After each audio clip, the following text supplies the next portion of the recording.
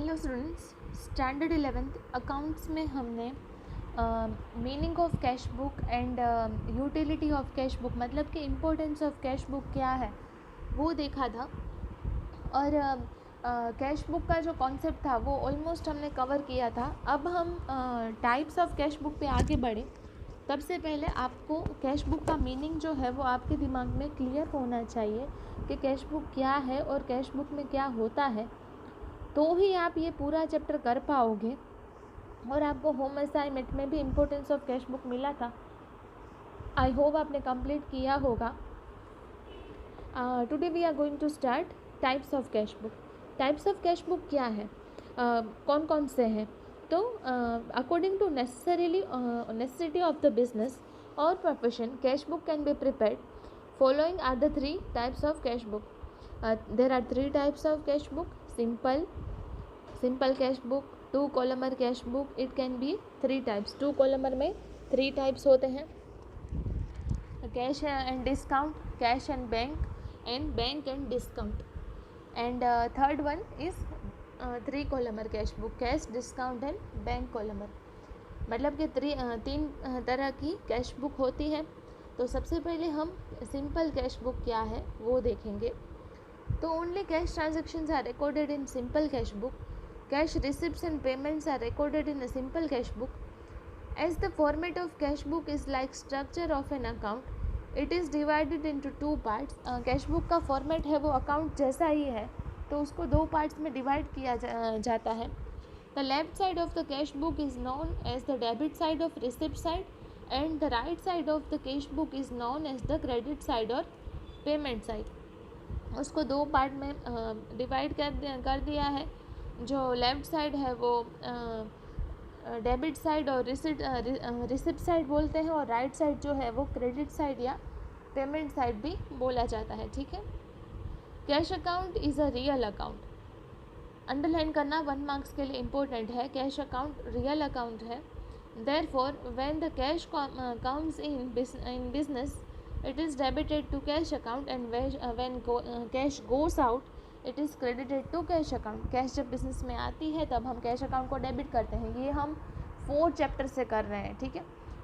और जब cash business में से जाती है तब हम कैश अकाउंट को क्रेडिट कर देते हैं। Therefore debit side of cash book is shown as receipt and credit is payment. Cash payment is never more than cash receipt. Payment कभी रिसिप्ट से ज़्यादा नहीं होता। Therefore, balance of cash account is debit. Therefore, the beginning of cash book, the cash balance is shown as the balance brought forward. और starting balance brought forward से होती है।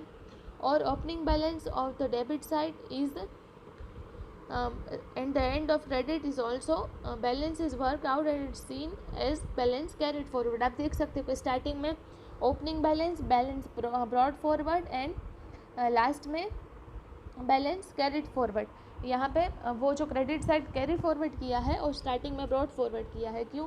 क्योंकि कैश बैलेंस की हमेशा डेबिट बैलेंस होती है, इसलिए। In short, in the cash book on the debit side opening cash balance and cash receipts are recorded, whereas on the credit side of cash book cash payment and closing cash balance of are recorded. उसकी debit side में क्या होता कि अब opening balance और cash receipts record होंगे, और उसकी क्रेडिट साइज में उसकी क्लोजिंग बैलेंस रिकॉर्ड होती है। Format of simple cash book, उसका फॉर्मेट क्या है? तो cash book of Shri dash, debit and credit side, date, particular, opening balance, receipt side, तो receipt number, ledger folio, amount, ये एक साइड ख़त्म हुई रिसिप्ट साइड, फिर से date, particular, voucher number, ledger folio and account, ये क्रेडिट साइज। इस तरह के उसका जो फॉर्मेट है कैश बुक का ये होता है। ये फॉर्मेट आपको याद रखना है कि ये फॉर्मेट कैसे होता है, क्योंकि आपको इसी तरह से अकाउंट बनाने हैं। इस तरह से आपको कॉलम्स बनानी है। डेट की कॉलम छोटी रखनी है। पर्टिकुलर, क्योंकि हम उसमें डिटेल लिखेंगे तो उसकी कॉलम हमको बड़ी रखनी है। अमाउंट, लेजर फोलियो, वो उसकी साइज अनुसार वो हम कॉलम रखेंगे। अब सबसे पहले हम रिसिप्ट साइड और डेबिट साइड में क्या आता है उसकी बात करें। तो in the cash book cash column is considered as real account. Debit what comes in and credit what goes out. Debit का कैश आती है तो करना है, और क्रेडिट क्या करना है कि जो बिजनेस में से जाता है. This rule is applied therefore when the cash is received it is recorded in debit side of the cash book and the following particular are mention along with it. क्या क्या आता है, तो सबसे पहले डेट. तो डेट में क्या होता है कि जब कैश रिसीव हुई तब क्रोनोलॉजिकली डेट को रिकॉर्ड करना है कि सेकेंड, थर्ड, फोर्थ, इस तरह से क्रोनोलॉजिकली हमको उसको रिकॉर्ड करके लिखना है. सेकेंड वन पर्टिकुलर्स, तो उसमें receipt. In this column the ledger account other than cash account और the transaction due to which cash is receipt is shown. It means as per the journal entry the account which is credited shown here. Many times the brief explanation about the transaction is also written in brackets. कभी कभी उसकी brief information भी brackets में लिखी जाती है. Third one is receipt number. When the cash is received in the business a receipt is given to the payer against it. Cash receive होती है तो रिसिप्ट हम देते हैं. If cash is received on account of sales the cash memo is given. The number of such receipt और cash memo is written in this column. This is recorded on the basis of copy of receipt और cash memo written by us. तो third column में receipt number. Fourth है ledger folio number. तो the page number of ledger which the account is credited is recorded in this column. तो इस column में laser folio number में ये इस तरह से आएगा. अमाउंट में the amount received is recorded in this column. कितनी अमाउंट रिसीव्ड हुई है तो ये इतनी अमाउंट यहाँ पे जो रिसिप्ट की कॉलम है, अमाउंट की कॉलम है, वहाँ पे अमाउंट रिसीव्ड आएगा. ठीक है, तो इस तरह से ये ट्रांजैक्शंस रिकॉर्ड होते हैं. रिसिप्ट और डेबिट साइड में date, particulars, receipt number, ledger folio number, amount, ये 5 जो चीज़ें हैं वो यहाँ पे इंक्लूड होगी.